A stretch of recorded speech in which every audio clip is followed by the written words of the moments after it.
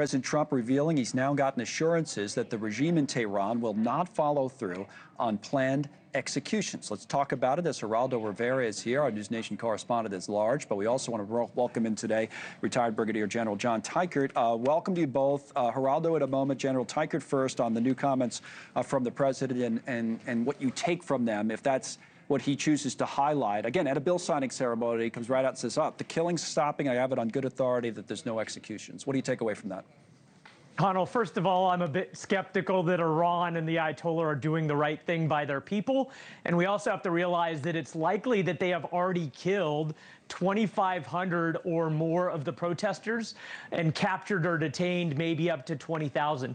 And I also think it's important that the president doesn't let the pressure off of the Ayatollah, because if the Ayatollah believes that the United States may strike, then it forces him to divide his forces to pay attention to the potential external threat, and they can't be used in internal security, and it's good for the protesters if Iran believes that we still might strike. I want to be clear, the president did not explicitly take military action off the table, but he did choose to emphasize what we just talked about, Geraldo.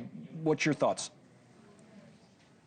Well, regards to the general and to you, Connell, I think that unless it's a head fake, and of course President Trump can do it that way. Sure. He did it that way with Iran last time. You know, it seems to me de-escalatory. It seems to me that he's backing off, that Iran has given some concession, some secret concession.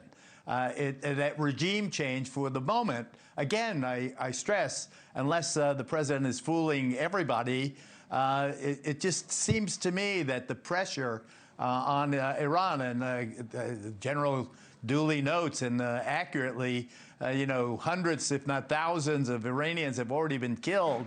But what seems to be the bottom line here is that executions will not go forward. They were threatened initially. We thought we would see, you know, mass hangings or firing squads, or not see them, but hear about them ultimately.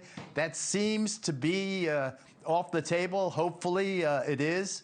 But where it goes, I think that, you know, having covered this thing since 1979, it just seems that this is a regime that's being held together with improvisation and theocracy.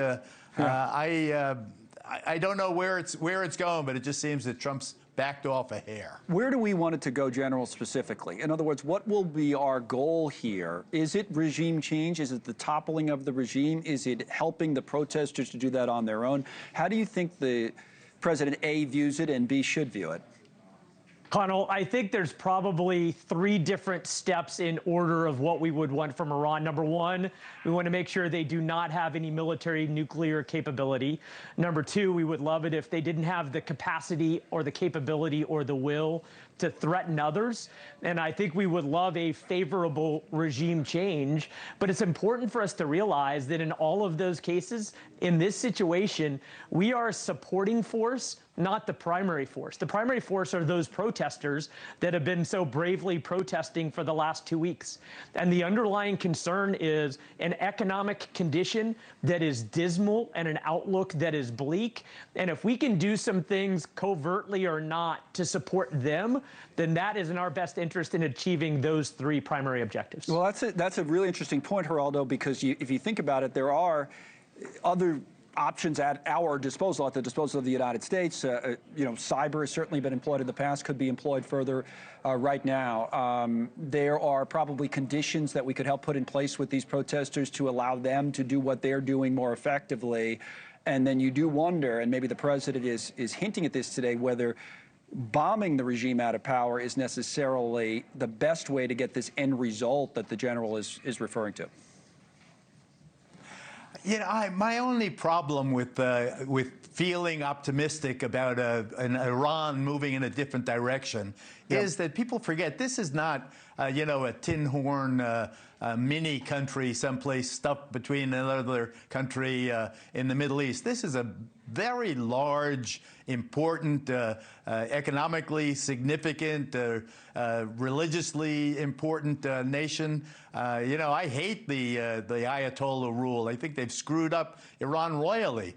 But when you think about, if this starts to go south in Iran, if the regime really starts coming apart in a profound and obvious way. Well, already is economically. There's going to be hell to pay. Also, there's going to be hell to pay. There's going to be, if this thing goes into a civil war in Iran, imagine how many die. Imagine the results, suicide bombers and all the other things you can possibly imagine. Thank you for watching. Subscribe below and download our NewsNation app right now on your phone, and you will get fact-based, unbiased news for all Americans.